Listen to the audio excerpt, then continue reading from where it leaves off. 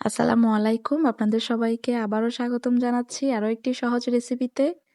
আজকে বানিয়ে দেখাবো ঘরে থাকা উপকরণ ময়দা আর আলু দিয়ে আলু পুরি রেসিপি।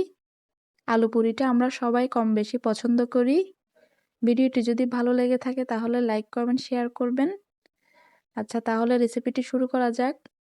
রেসিপি শুরু করার জন্য আমি প্রথমেই একটা বাটি নিয়ে নিলাম। এরপরে দিয়ে দিলাম 1 কাপ পরিমাণে ময়দা। এরপর দিয়ে দিচ্ছি হাফ চামচ লবণ, 1 চামচ রান্নার রেগুলার তেল দিয়ে ভালোভাবে মিশিয়ে নিচ্ছি। একটু ভালোভাবে মিশিয়ে নিতে হবে। এরপরে আস্তে আস্তে করে পানি দিয়ে ডো বানিয়ে নিব। আপনারা চাইলে আটা দিয়েও বানাতে পারেন। এরপরে ডো বানিয়ে উপরে একটু তেল দিয়ে এটা আমি ঢেকে রেখে দিব 10 থেকে 15 মিনিটের জন্য। চলে যাচ্ছে আলুর পুর বানানোর জন্য। আলুর পুর বানানোর জন্য আমি আলু সিদ্ধ করে নিয়েছি।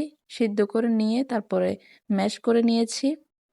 ম্যাশ করে নিয়ে এরপর একটা বাটিতে নিয়ে নিলাম। দিয়ে দিচ্ছি পেঁয়াজ বেরেস্তা। পেঁয়াজ বেরেস্তাটা দিলে খেতে অনেক ভালো লাগে।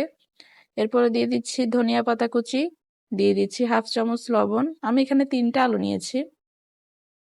এরপরে চিলি ফ্লেক্স দিয়ে দিচ্ছি হাফ চামচ, দিয়ে ভালোভাবে মিশিয়ে নিচ্ছি হাতের সাহায্যে। চলে যাচ্ছি ডোটা আর একটু মাখিয়ে নিয়েছি। এরপর আমি লেচি কেটে নিচ্ছি। দেখুন আমি কিভাবে ছড়িয়ে তারপরে ভিতরে আলুর পুরটাকে দিয়ে দিচ্ছি। দিয়ে ভালো করে মুখটাকে আটকিয়ে দিব। যে দিকটা আটকিয়ে দিব সেটা নিচের দিকে রেখে আমি বেলে নিব। এভাবে সবগুলো এরকম করে নিচ্ছি। 1 কাপ ময়দায় আমার 10টার মতো হয়েছে পুরি। এরপরে চলে যাচ্ছি চুলায় একটা কড়াই বসিয়ে তেল দিয়ে দিয়েছি। তেলটা গরম হওয়ার পরে এরপরে ভেজে নিব একে একে করে। এক পাশ একটু লাল হয়ে আসলে এরপরে উল্টা পাল্টে ভেজে নিব। তেলটা একটু উপরের দিকে দিলে মানে ফুলে, এভাবে দিবেন আপনারা। দেখুন কতটা ফুলকো হয়েছে। এভাবে সবগুলো আস্তে আস্তে করে ভেজে নিব। তেলের নাস্তা আমরা তো সবাই কম বেশি পছন্দ করি। আপনারাও বাসায় এভাবে বানিয়ে নিতে পারেন। খুবই মজা হয়, খুব সহজে বানানো যায়। দেখতেই পাচ্ছেন কতটা ফুলকো হয়েছে। দোকানের অস্বাস্থ্যকর তেলের খাবারের চেয়ে বাসায় বানিয়ে খাওয়া অনেক ভালো।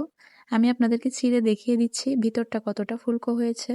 দেখতে পাচ্ছেন। ভিডিওটি যদি আপনাদের কাছে ভালো লেগে থাকে তাহলে অবশ্যই আমাদের চ্যানেলটি সাবস্ক্রাইব করে আমাদের পাশেই থাকবেন এবং এরকম আরও রেসিপি পাওয়ার জন্য আমাদেরকে কমেন্ট করে জানাবেন।